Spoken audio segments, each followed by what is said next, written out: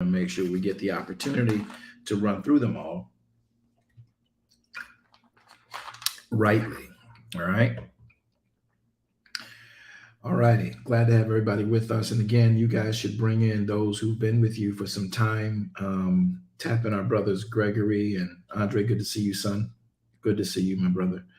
Um, let's get started talking about this. Hey, Jordan, good to be with you. And ladies, if you got men that are on this platform, young men, if you have sons or daughters, this is an ideal. This is a conversation you want your children into, without having to worry about them being overly churched.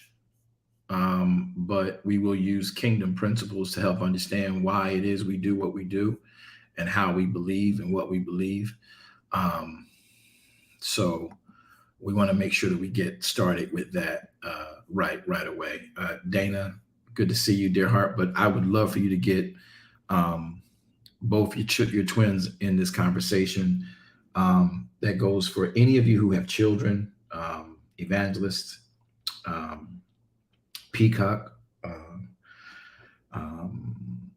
Minister Wanda, all of you, get your children involved in this conversation today. It won't be long. Tell them it's going to be very short, but we need to do this in order for me to help bring tomorrow's subject matter with a great deal of power. Let us take opportunity to pray. Father, we come before you in the mighty name of Yeshua HaMashiach. There is none like you. We bless your name, we praise your name, we glorify your name, and we exalt you. And we're asking you to be glorified in the words we speak, the way we approach this matter. Let the words of our mouths and the meditations of our hearts literally be acceptable in thy sight, Yahweh. You are our strength and you are our Redeemer. In the precious name of one is who Yeshua HaMashiach, our Savior and our King, we say, Amen. All right, everybody. Good to have you and good to be with you today. Kelvin Diggs, good to see you, my brother. Glad to be with you today. If you've got sons that are melanated, please share this page. If you're coming in on Facebook, I got it rolling across the bottom of the thread to please remember to hit the like sign or the heart sign and to make a comment if you're coming on Facebook. And when you enter in to this platform, please do that. It helps the algorithm. This information is very important. I think that everybody needs to get that. So for those of you on Facebook, until I see that we got the same amount of likes as we do have eyes, and I don't know if that algorithm is right, please hit the heart sign, please hit the like sign, share this information as best you can with everyone you can. And if we don't share it, nobody else is going to. Because people don't like to read. And to be quite frank, if you ever want to hide something from an ignorant person, you hide it in a book. Because ignorance will never go to where wisdom is. Ignorance will never go to where knowledge is. Ignorance likes to remain ignorant and then try to use ignorance as a defense of something that they cannot change, and thereby now say that someone owes us something, but we've never informed ourselves, which is one of the narratives we have to take a very strong listen to as both believers and as ourselves in this society we're living in. I want to make sure that you all get the opportunity to embrace this in truth. I'm not going to be long with you today. We did commandeer and hijack our Bible book club today. We'll probably do that later on tonight, but please ping people into the room.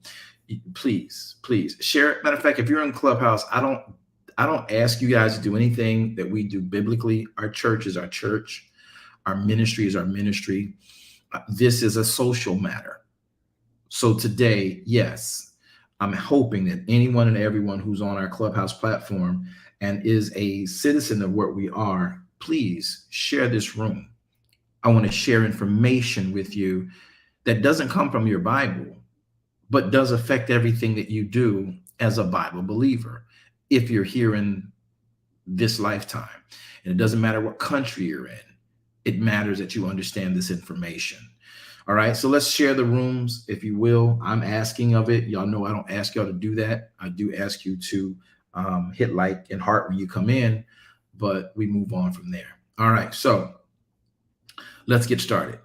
Um, I want to take a few moments to read something to you from the NAACP. I am not pushing for racial equality.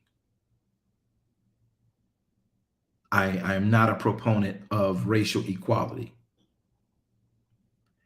because equality is the wrong narrative to hoist.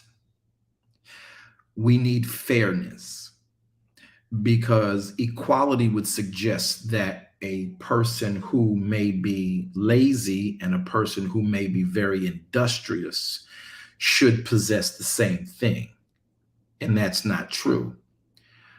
If I put forth an effort and you put forth an effort, we should receive what's fair for our efforts.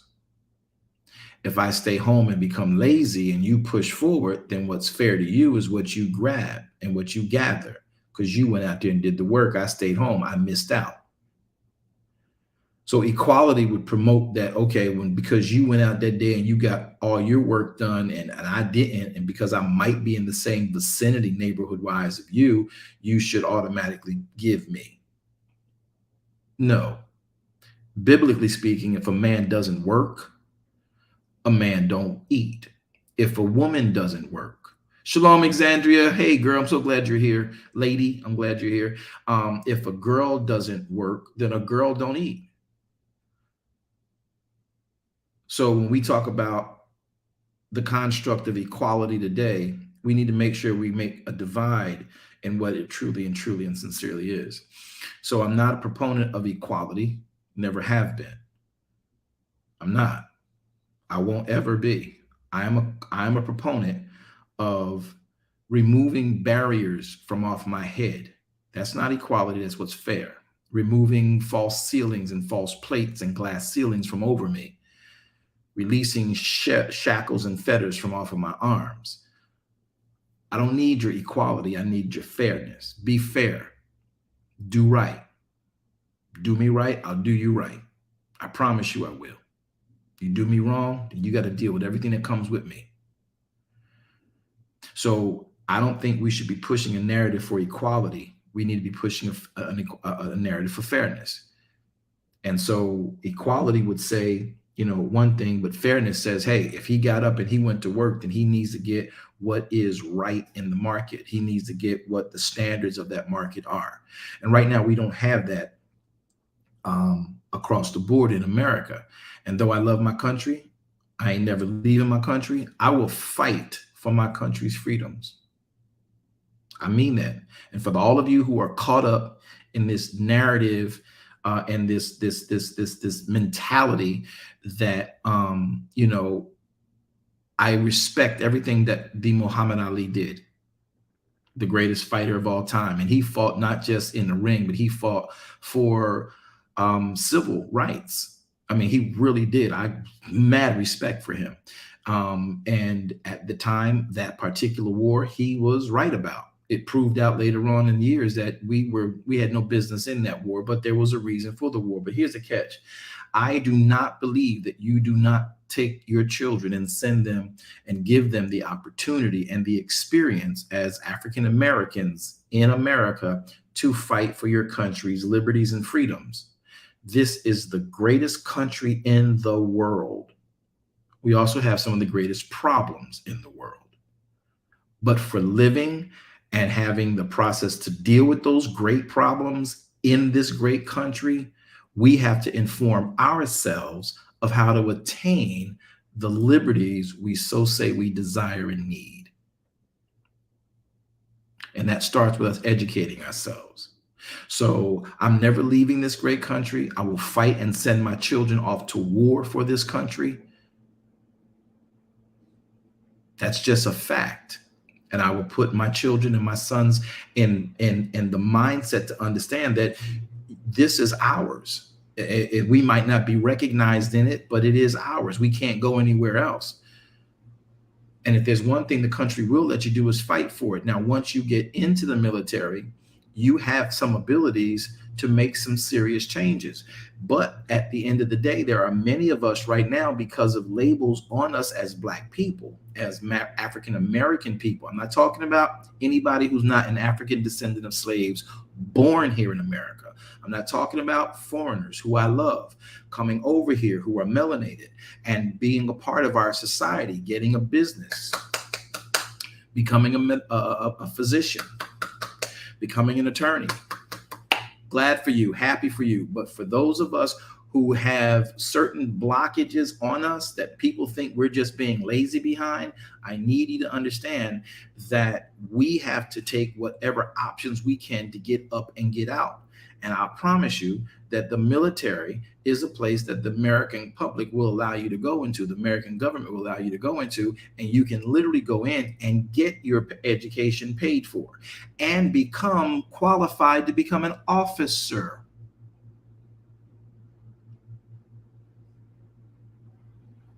But you want to F the police, and you want to F the pigs, and you want to, I ain't fighting for nobody. And if anything ever happens to America, you same clowns talking that same garbage are going to be the first ones they snatch off and tell you, you now belong to us. If another nation comes in here and we don't fight for our own nation, though we have issues in our nation, we can't have our issues resolved by another nation overcoming this nation. Think.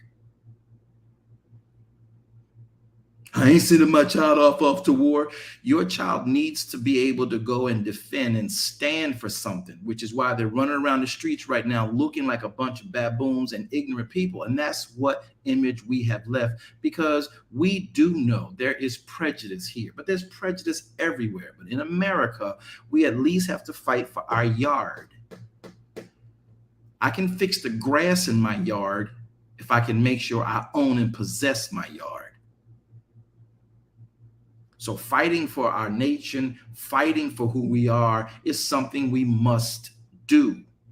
Stop getting caught up in some spade game conversation because your uncle went over to war and decided to actually buck the authority of the captain and got put in the brigade and threw into Leavenworth. And now you talk about, oh, it's all racist. The system is designed to do what it does to protect the country.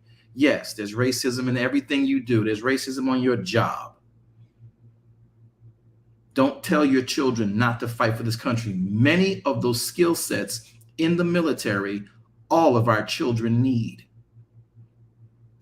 That is how we end up getting into engineering. Some of the greatest engineering programs on the planet, the Army Corps of Engineers, you need to be a part of it. You want to make streetscapes, you want to fix gutters, you want to be able to build a dam out of a bobby pin and a pencil. You need things like the Army Corps of Engineers. You need things like the Air Force. Our children, particularly African Americans, need to learn how to fly. Send them to the Air Force. We need to know how to navigate nautical equipment. Send them to the Navy. It's a free education where they actually get paid. And guess what? They're on another thing, not on the block. They may get into things in the nefarious natures, but we as African Americans have to give them a chance. And if they're not graduating and going to college, if they're not graduating and going to a good HBCU, I promise you there are some bad ones. And if they're not going to Ivy League schools because they're hiring their education, then get them into the military. If they've got so many labels on them because they were in detention camps and they were in, JUCO, which we call not JUCO schools, but the system for youth, whatever it's called. They're in there, juvenile detention. Thank you, and whatever else comes with that based on your state. Then they're going to be hindered from doing a lot of things. The one thing that they will take them in is the military. It is the government's way to say we will at least try to transform someone in this particular capacity, in this space, because it's so strict. You want to keep them back because you're afraid of losing them to war, and you lose them to the dope boy on the block. Miss me with that. Let them die doing something at least that looks honorable. Because we're dying no matter what. You want them to die in a traffic stop rather than fighting for your country, your safety, your liberties?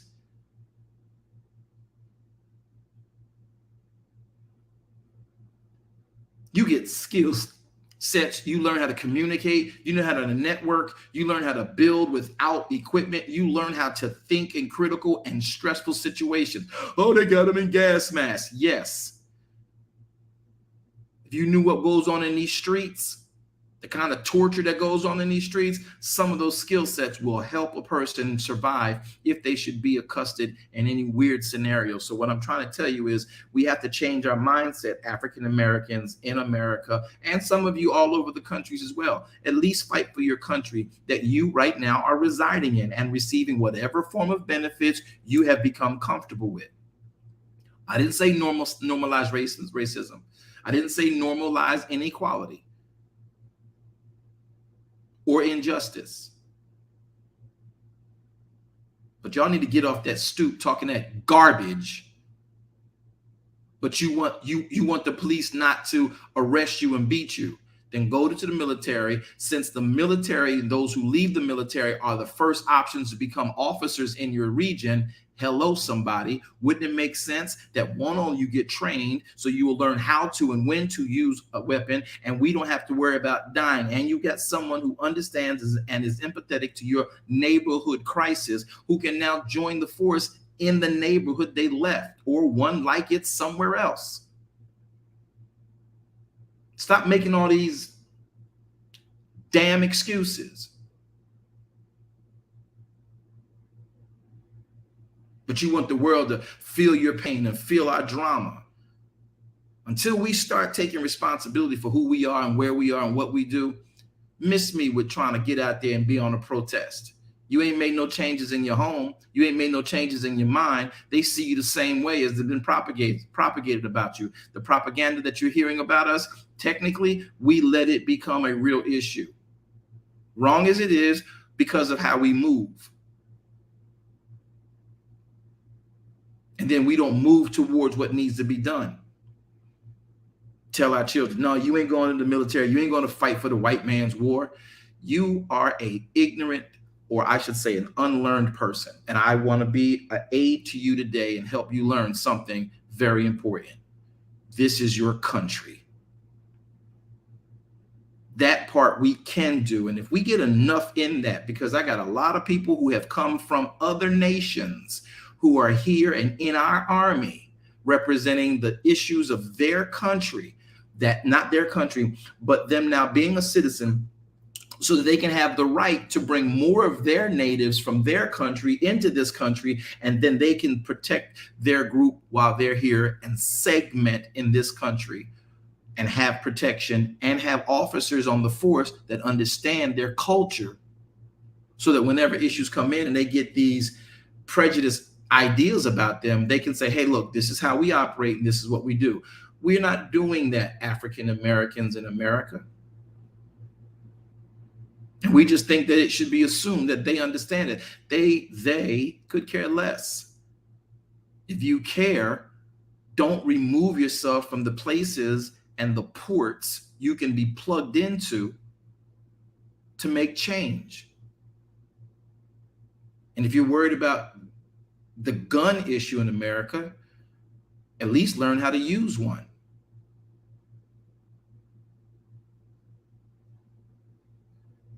The military helps you become a responsible entity to protect what is your lifestyle and your way of life. Stop telling your children to not go to the military. I will fight for my country. I will fight for what I believe. Stop it because you want to be mommy and daddy and see your son or your daughter live long. Oh, I don't want them to go to the military. They could die in the war. They could die in some man-made, not a part of our world. You have no idea what governmental issues and what global issues exist unless you're in the intelligence field. At least your children can have an opportunity to sort of kind of break into intelligence, break into homeland security. Not break in like illegally break in. I mean, like get into those opportunities that you're never, well, we can't get government jobs because you haven't taken the base government jobs. And since they won't give you those based on just your education, sometimes you got to work your way up. And because you had so many problems in school and being a deviant delinquent on the block, you got labeled. Get into the military. Let that become a course of how you can change for everyone to see your mentality and way of life. And then you can excel. Get into those areas. Make it a career. The funny part is that you get some of the best medical services you can get. It's got its issues. Yes, it does. Do they treat our veterans weird who come back injured and without being able to function on their own? Yeah, they do. Every military in every country has the same issue. Stop griping and whining because you heard two people come back complaining about what their experiences was as a Black person in the military. If you don't take all of your mindset into the military, when you go to the military, you African-American men and women, you can't go into the military with your mindset from the block you grew up on. You can't go into the military with your mindset of the house your mom and your dad built for you. They clean up behind you. They put food in the refrigerator for you. They put food in the cupboards for you. They make sure that you go to class, and they make sure that you have your baseball glove and mitt and football cleats and soccer cleats and all that you need to do what you do. In the military, they ain't your parents. We are fellow military men defending our country. Your mom and your dad ain't there to clean up after you. We teach you what you need to do to make your bed. We teach you how to clean up. We teach you how to cook. We teach you how to use survival techniques. So if you're out in the woods, you know what bugs to eat to survive. So when that person comes back, they at least know how to make a bed. Nobody from the military does not know how to make a bed. And if you got a husband or you got a wife who don't know how to make a bed, you should have wished and prayed to God that they went to the military before they met you, instead of complaining about the fact that I always got to make the bed. And do you make it right? So all I'm trying to say, in a little bit of humor, make it your business to do everything that we can do as African Americans to make a serious change. And we have to get into systems. But what I'm finding out at the ground level for the African American plight is that we're removing our children from getting into training techniques and training issues that can help us ascend into places that we can literally make serious change. If we have police brutality, get your children into the military. They're safer there than they are on your block. And I don't care I don't care if you were in the suburbs, when you get them into the military and based on their ASVAB scores, that can determine where they go, what they're in the Army, what their military occupational specialty will become. Everybody has to go through boot camp. Everybody has to go through the rigors of understanding how to press your limits, press your skills beyond the limits that you have. Everybody has to go through that. Everybody got to go through basic training. That's why it's called basic training. But your intellect on the scores you took to get into the military determine where they will place you. Are there games of politics in that? Are there games of racism in that? Yes, they are. But you sometimes have to take a short for the long haul. You will get there. You just got to keep going until whoever is blocking you dies or is removed because they've been found out they've been stifling people's lives. And then you excel. And if you got faith, Yahweh does not care who is over you. He will change all things so you can excel. But if you're complaining and murmuring about this all the time, which is against kingdom principle, then you're stuck where you are. I need y'all to understand that.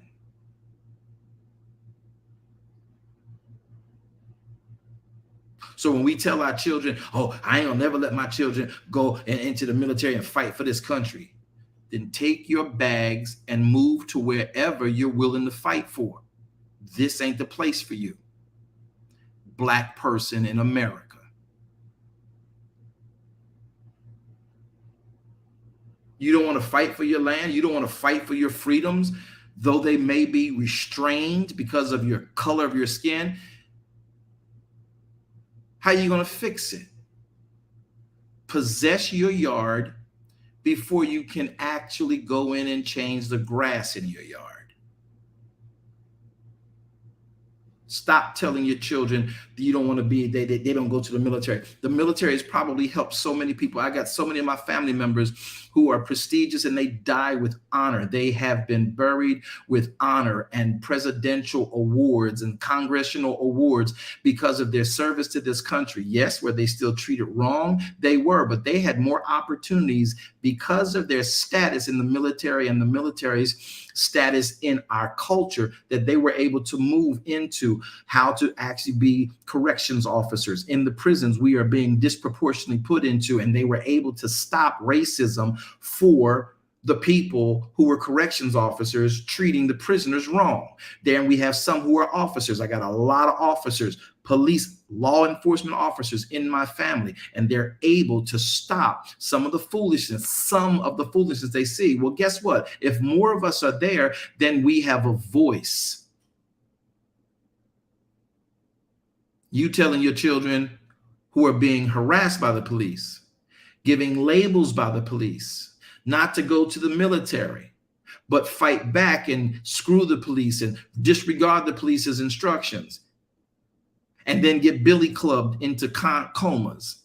And then you want to cry and get on TV and call all these popular attorneys to come defend your case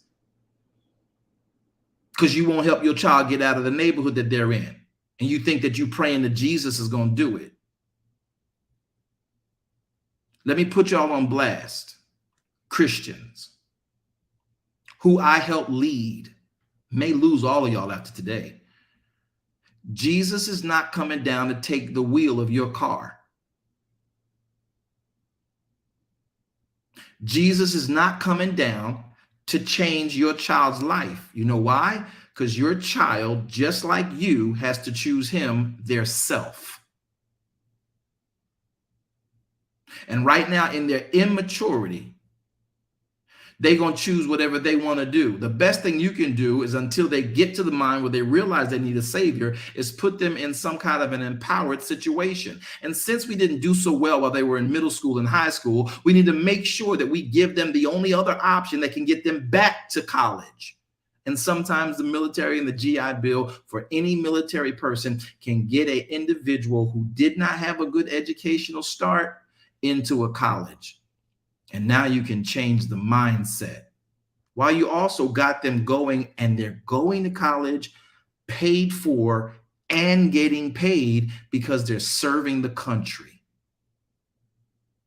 And when they get out of the military, if they should desire to retire there, if they should desire to get out, they can retire there with a pension. Some of you don't even have that, but you're going to stop them from getting it because of your experience based on what you might have gone through in the Vietnam War era. Which I don't agree with the Vietnam War. I don't. I get what we did. I don't understand and don't like the draft. I'm 100% with Muhammad Ali on that. But at the end of the day, our country says we need to defend these liberties for even ourselves or our allies. We better not sit here being ignorant, even though we don't like the restraints that we deal with by racism. This is our country. And for you and I, it's the only country we got. And until we put ourselves in a fortified position, nobody's going to take up our cause in Congress. Nobody's going to take up our cause in legislation. Nobody's going to take up our cause with the police. Nobody's going to take up our cause with the amendment. Nobody's going to take up our cause with the Supreme Court. Nobody's going to stop the dope boy or the foolishness that happens in our neighborhoods. Don't tell me about, I don't want to send my son to the military because they're going to bring him back in a bag. And you can't even trust your son to go down to the corner store without getting bagged.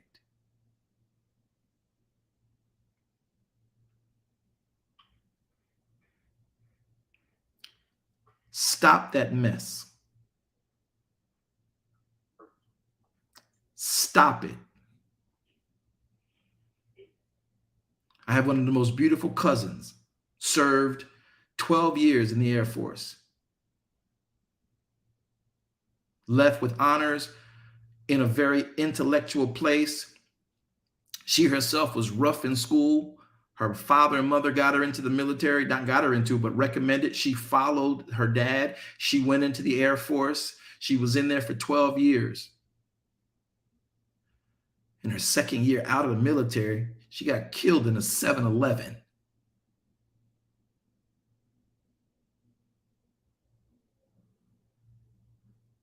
That was one of the hardest funerals I had to do.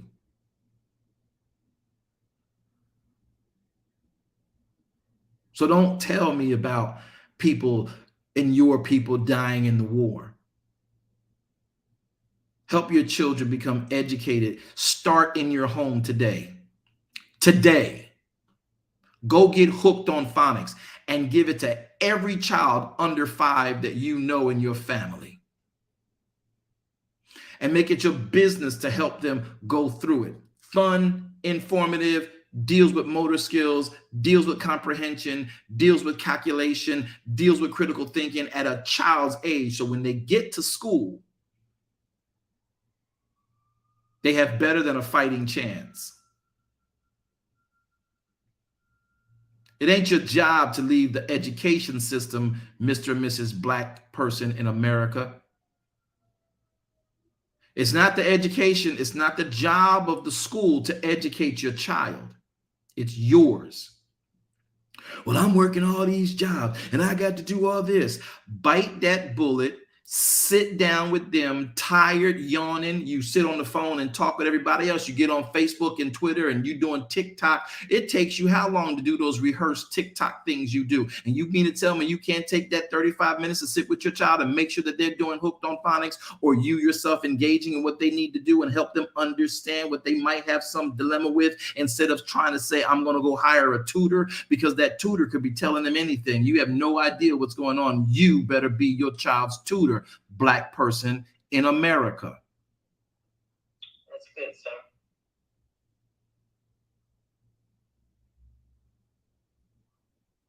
I got parents going to the school, complaining with the principal about how their child is being treated, acting like your child is not the hellion that they are. But you want to go up and dress up and show up and act like we don't do that in our home. Take a real good check. And when you go back home, what do you really do? Where is your child? They're more on IG and TikTok and on television and on PK 2000, whatever the games are. And you fussing at them, yelling at them, cussing at them, screaming at them, telling them to move, go here, do that, and do the other. And that's how you're educating your child. So now when they go out to school where they're supposed to act like they have some kind of decency, they don't have it, because you thought it was just going to be osmosisly computed into their mind. It takes you and me as parents in our homes to guide our children, to make them first understand how they got to conduct themselves in society. So when you go to school, you have a real case against the teachers who may be prejudiced.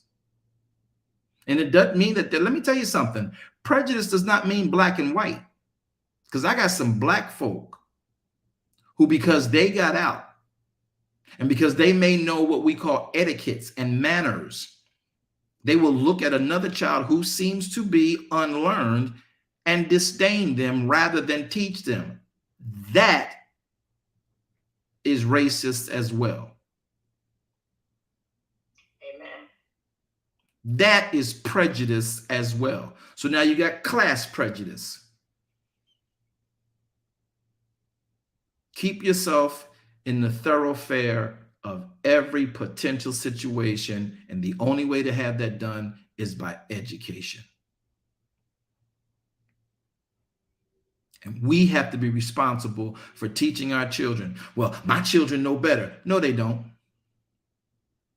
I can remember in my church services where the children be jumping all over on top of the pews, and we go out for dinner as church groups, and then the children are screaming and loud and all over the place, and they glad they out, crayons and everything, they throwing them over the place, and we're like, hey guys, hey, well, stop that. And that's because after a period of time, when you get to know people, which is why I push not to do so, I tell you, because some stuff you get revealed, you be like, ugh, and you'll find yourself in a position where you're going to be prejudiced. But sometimes I would sit and deal with, and when I would find children doing that, I don't ever watch the parents to know how the household is run, because parents lie. Parents dress well. Parents have learned how to make a veneer. Children, they're honest. They're going to tell you the truth because they don't know no better. So I watch the children. When I watch the children as a leader and as a pastor and as an activist in my communities, when I watch the children, I can tell you exactly how your house is running. I don't care what car you drive. I don't care what job you hold. I can tell by the way of those children who's in charge in your house, who wears the pants in your house, who cusses each other out at the house, and how often you have arguments just by watching your children when they're in our presence without me asking them a question, just by watching how they move. Because they are going to literally exude everything you do by nature in your home. So Black America,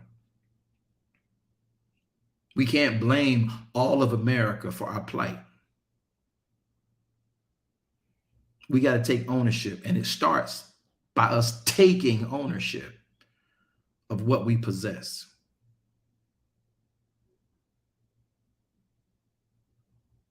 You have those children for a very brief time. We can eliminate burying some of them without honor. You cannot fight death. You cannot fight war. You cannot fight other people doing nefarious things. But you can control whether your child, should they be in a divine movement, taken out of this planet, whether they are taken off this planet in honor or in dishonor.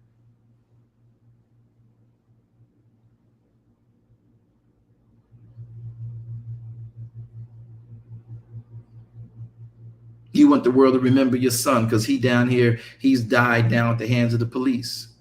But when I go to do the funeral of my Black brother or Black daughter in our communities, only 2 people got one good thing to say about them. But because of how they passed away, we want the world to see them and paint them as some angel in the neighborhood. They were straight hellions.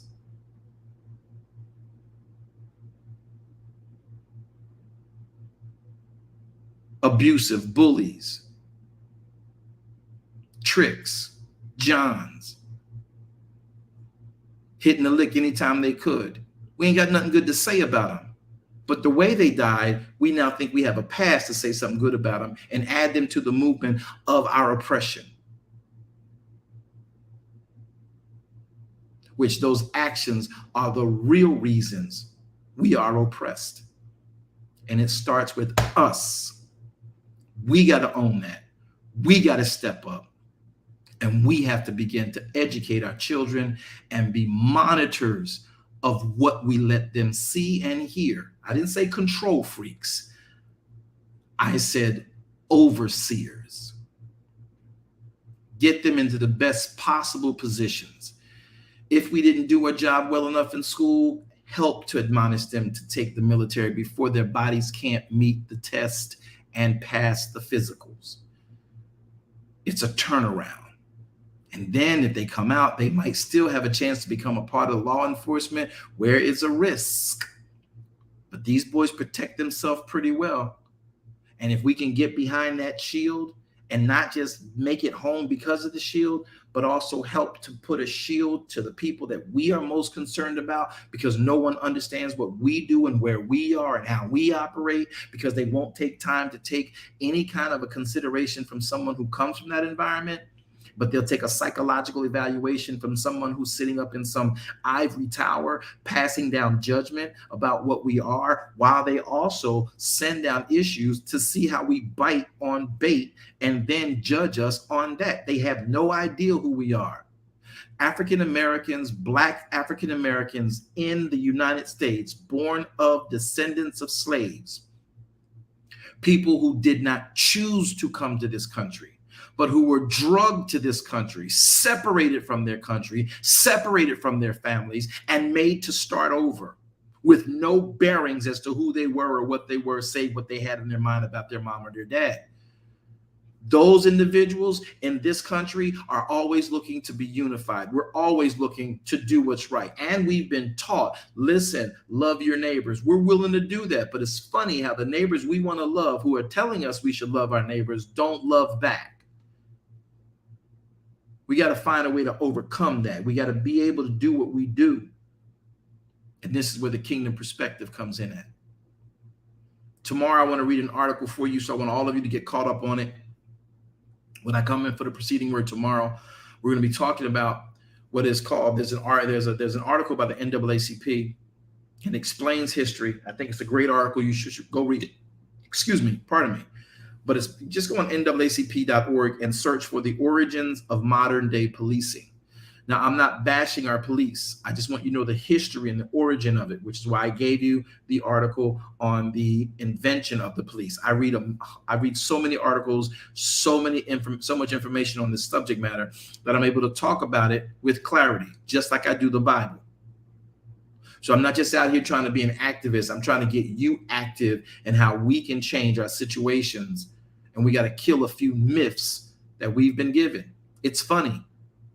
This military thing is bigger than y'all think. If the military is controlling the masses, why wouldn't you want to be in control? Let that sink in.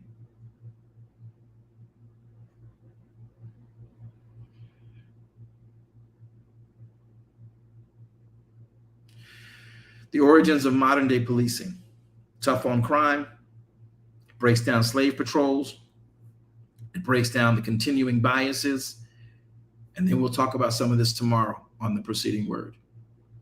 I hope that you guys have enjoyed this program and allowed yourselves to understand that we have more to do ourselves before we actually ask other people to help us. We have more to do ourselves in our own space than the help we're requesting from outside. We have to start. We have to present. And guess what? They're not going to be willing to accept your change. You're going to have to be content with us changing for ourselves. And then somewhere down the line, a politician is going to realize that we have dealt and begun to create a force to be reckoned with. And then as we begin to occupy different regions and areas of our nation, of our areas we live in, control our finances, control our product production, and not just become consumers, but producers, not only of products that make money, but of children and girls, boys and girls, men and women who have valuable contributions to the global landscape, like we used to do back when we actually mattered more than we matter today. So much so that they began to try and cut it off. We got a whole lot of work to do within ourselves before we can go out here and say, y'all need to respect us. Reason is, we don't respect ourselves. If we know that they're trying to put us in jail, you need to be teaching your children what not to do to go to jail. And if you see them switch the narrative to shift to getting that put in jail, now you have a greater argument in case. This is nothing new, y'all. We knew this. I'm telling some of you because some of you never thought about it or heard about it.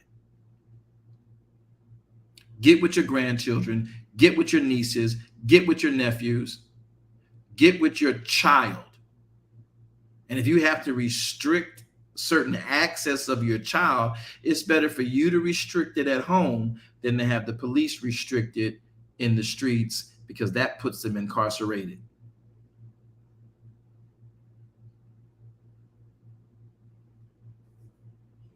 So I leave you with this thought as I move from here. Slavery was never a rule of government. Slavery was always a rule of the police. And I don't care how many of us are policing right now, until we change the rule, we're always going to have issues.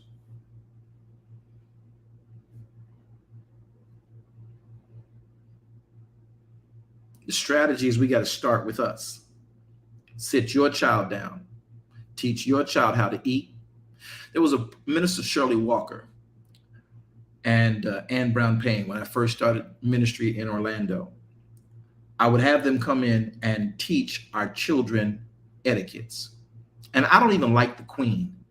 I'm not a fan of the monarchy of Britain. I'm just not. Why? Because I was trained not to be by the school system of America. Anything that Britain did, we had to have a counter to it. We had to have our version of it. That's why you got two different types of measuring systems. In part, you got what is known as the metric system, which is the UK, European. And you got this thing called the American foot, yard, and inch system. Because we refuse to do anything Britain. So we're indoctrinated that way. We don't even like tea in America. We want coffee. And if we do tea, it's got to be iced tea. We're not doing tea and crumpets. We're not doing scones. We don't even like scones because we were taught against it in our system of education, because we did not want to be, but we needed to be competition to Britain. This is deeper than y'all think. So now we got to start making a change. When you get education, most African Americans have never left America. So whenever they see a new culture, it is what it is. We have to change that narrative. There's much more I want to share with y'all, but I'm done for today. Did you guys enjoy the program broadcast? You can come off of mute if you want. Yes, sir. Absolutely. Yes, it was awesome. Thank you very much. Very important. Stop this narrative of not letting your children get into the military. What you do is you teach your children to pass the ASVAB, pass the testing for the military. And no disrespect, but there are certain portions of the military that require straight infantry. But then there's straight infantry at a higher level, like the Green Berets in the Army, like the Rangers in the Army, like the Navy SEALs in the Navy. Then there are other types of ops that, though they are infantry, they are high tech. But you got to have a brain. You got to pass tests, and then you have to be physically capable of doing that. We can get the physical part. We are real good at that. We got to fix this in our community. And it starts with the parents who didn't get theirs fixed. So yes, we have a task because we don't know what to do. But if we come together, like we did with Minister Walker and Elder Payne, we would get together and teach our children etiquettes. Here is how you sit down at a table. How many of you right now know the difference between a salad fork and a regular fork, or a dessert fork? How many of you know the difference between the glasses that sit at a table? These types of etiquettes, we think they're all just about chivalry, are necessary to be learned when you go abroad. Do you not know? Do you not know? Do you not know that people sit at restaurants and watch your children and watch you? And if they see how you pick the items and use them, you sitting there with a fork in your hand and you talking with the fork all up in your eyes and all over the table, you are ignorant to them. You don't know how to take your napkin off the plate and put it down. You got a napkin that's designed for on top of your plate and you don't have it in your lap, but you keep it on top of the table. That speaks volumes. You got your elbow sitting on the table. It speaks volumes. Certain arenas don't want to bring you in because you don't know how to act when they bring you in. So therefore, you are not going to embarrass them. And some of us who are African Americans who know this, we judge other African Americans by this, and that determines whether we get down with you and share vital information. Sad, but true.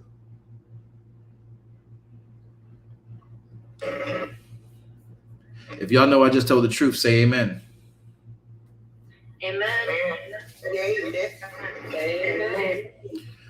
So we got to stop blaming everybody else for our issue. Own up to where we are, get up to par, and now let's start launching a better campaign. And not for equality, but for justice, for fairness. All right, guys, I got to let y'all go. Thanks for the preceding word. Moderators, tell us why we're here. Shalom, everyone. Thank you so much for being here today.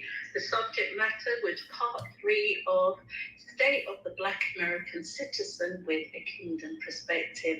Don't forget, under the preceding word, we are here every Monday, Wednesday, and Friday at 1 p.m. Eastern Standard Time. We will be back here tomorrow for part 4. Please do make sure that you take note. We do have all our broadcasts have been uploaded and recorded live via Facebook, and you can find us there at BWJ Ministries. We are here every Wednesday for our weekly Bible study. You don't want to miss that subject matter. We broadcast live at 7 p.m. Eastern Standard Time, where we're continuing the discussion around the truth about the tithe according to Torah. If you were not able to catch last night's broadcast, please go over to BWJ Ministries, where you can access the recording. To note, we will be here Friday, tomorrow at 11 p.m. Eastern Standard Time as we open up for our Midrash Sabbath studies. We would like to invite you to come and join with us as we go through how to do Sabbath, and also as we explore from Genesis down to Deuteronomy. We open back those studies again at 11 a.m. on Saturday morning. If you have not done so already, you can click Apostle's profile and you can follow any of the clubs where he hosts rooms. That is Darash Kingdom Ministries, Bible Book Club, and the Preceding Word. We extend an invitation for you to join us for our church service, which is our morrow after Sabbath service, which is every Sunday morning at 10:15 a.m. And you will find us broadcasting live on Facebook, and we extend that invitation for you to join us here in Clubhouse. Thank you so much for being with us here today. Apostle, Yahweh be praised as always for your life. Back to you. Thank you very much for that, moderators. We appreciate all things that you do and all things you have had and all things that you guys do to help us do what we do. I should say that. And so we're going to let you guys go. Father, we thank you for the word, will, and plan of your life, of our lives by your word. Help us to communicate these things in a way that you are pleased with, and we are effectively making the changes necessary in our communities. Yahweh, man shall not live by bread alone, but by every word that proceeds out of the mouth of you, Yahweh, who art our Elohim.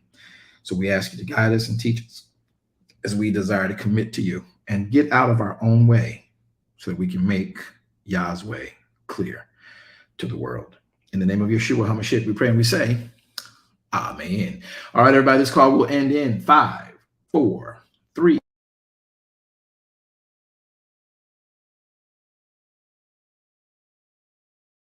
Thank you for tuning in today. I hope that this message has been a blessing to your very life and your soul, and more importantly, your walk with the King. Well, we have come to the end. I hope that you would consider becoming either a partner with us in ministry, or if you're not already a kingdom citizen, consider becoming one. By By doing that, you can sow into this ministry so that we are able to continue to teach this type of ministry at a grand scale. Join us on all of our social media platforms and visit our webpage to make your contributions sure. Thank you. Have a wonderful day. Shalom Aleichem.